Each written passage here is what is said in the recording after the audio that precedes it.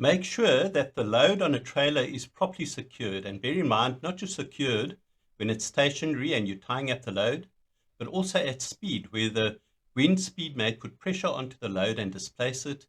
Also, make sure that nothing is dragging along the ground.